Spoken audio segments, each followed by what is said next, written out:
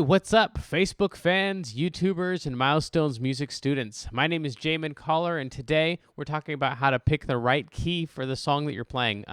This is especially good for if you're playing a concert and you want your audience to sing along, or if you're a worship leader and you're wanting to pick a key where everyone can sing it, not just your lead singer.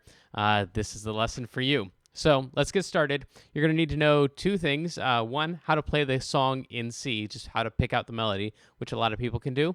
And then the second one is you're going to need the transcribing sheet that I provide for free at milestonesmusic.net. Or if you just know how to play through your scales, you should be fine. Let's get started. The first part, playing the song in C. It doesn't really matter what key we're going to end up in. First, we want to play the song just in C. So we're going to use as an example, Twinkle Twinkle Little Star, which in C goes like this.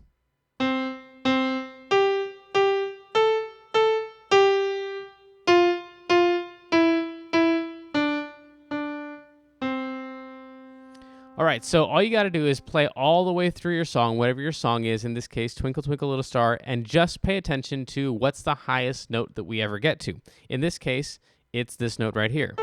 It shows up when we go.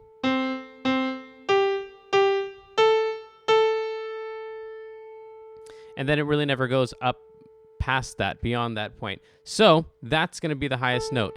Now, watch out, because on a lot of the songs you can play through like the verse and the chorus, and it'll all be like, it'll have a certain range, like it'll be from here to here, but then they have some special bridge or something that you want to do in your song, and that's going to jump up a whole lot. So you actually got to play through the whole thing. But that's pretty much it. You just find out what is that top note. From there, it's all just about finding out what number it is. In this case, this is 1, 2, 3, 4, 5, 6 in the key of C. If you take a look at my transcribing worksheet, you'll see number 6 is in C is A. So that note right there, that A, is number 6 in C. So we're in the key of C, the A is 6. Now all you got to do is find the key where that number is D. So we want this note right here to be the highest note.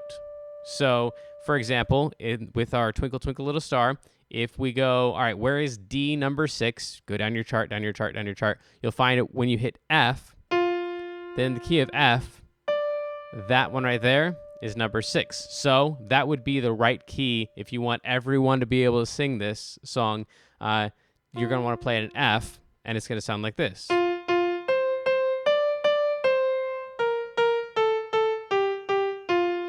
Pretty universally, everyone can get up to that D to sing along, especially if it's a really energetic song. Sometimes you can even go up to the E, but that's a really safe one that old people and young people alike will be able to sing up to. So that's it. You just play the song in C, and then you use your transcribing worksheet to find out where is that highest note going to be D. From there, you're set. All right, I've got 3 extras for you real quick. The first one is take into consideration when you're picking your keys what kind of instrument you're going to be writing for. So for right now, like for example, with the worship music, a lot of that stuff is guitar-based right now. So if you've got a song like Twinkle Twinkle Little Star and you find out that F is the key that you want because you want that D right there to be number 6 in the song, and that you want that to be the highest note that you have to sing, telling a guitar player that they have to play an F in most cases is going to be a fight. So what I would do is, if you know you're writing for guitar players, pick the key right below that, E, because they really like E. Just to make it real simple for you real quick, they like the keys of G, A, E, and D. They don't like pretty much all the rest of them. Maybe B is in there, but they really don't care for that one either. So G, A, E, or D. So if I'm writing for guitars, then I'm just going to pick the key of those 4 that is best for the guitar and that like kind of gets that range in there. Maybe if we're in the key of E, we're not going to get all the way up to that D. That's all right. As long as we don't go past that D, you're safe. All right, second thing, real quick. If you're playing this for vocalists, a lot of times for vocalists, it depends on what mood they're in, what the weather is like, how early in the morning it is that you're practicing. So you may tell them, hey, we're going to be playing in the key of F. It goes like this. and you have them sing through it, and they go, oh, that sounds too high. I can't do that. The truth is, they can. So here's what you do. You play the song there. They say it's too high. You accept the complaint, and you play something in a different key. So you go, oh, well, let me see here. And just kind of change keys. Take that tonality of F out of their ear, and, maybe we do... And it really doesn't matter what you play, as long as you're getting F out of their ear. And you go, oh, I've got a key for you. And you go back to that same key, F, and you go, how about this? How's this sound?